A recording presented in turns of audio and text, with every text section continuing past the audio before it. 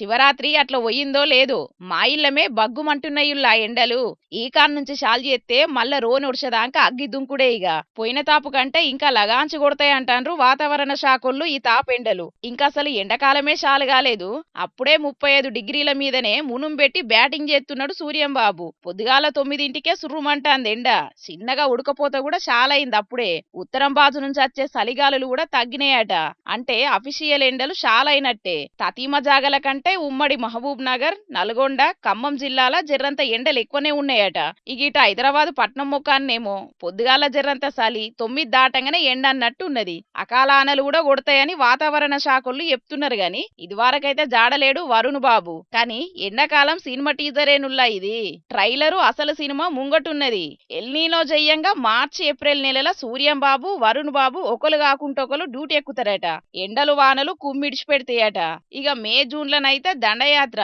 ఇది దయగాడి దండయాత్ర అన్నట్టు సూర్యం బాబు ఎండల దండయాత్ర ఎత్తాడట అంటే గట్టెండలే ఉంటాయన్నట్టు అది వరకు మార్చి నుంచి మే దాకా వడగాల్పులు కూడా బగ్గుంటాయని చెప్తున్నారు ఏసీల కింద కూలర్ల కింద కూసునేటోళ్లకు ఏమో గాని కాయ కష్టం చేసుకునేటోళ్ళకైతే శాన తిప్పలే ఉన్నది పోన్రి ఈసారి మేకలు గొల్రు పశువులు కాసుకునేటోళ్ళు ఎట్లేగుతారో ఎండలతోటి మూగజీవాలకైతే కష్టకాలమే పాపం అందులో మళ్లీ తాపు ఈ 2026 సంవత్సరాన్ని వేడి సంవత్సరం అని కూడా చెప్తున్నారు శాస్త్రవేత్తలు అందుకే పబ్లిక్ అచ్చే 3 మాసాలు జర పైలముల్లా మరి అన్ని జాగ్రత్తలు తీసుకోండ్రి మళ్ళా చెప్పలేదనొద్దు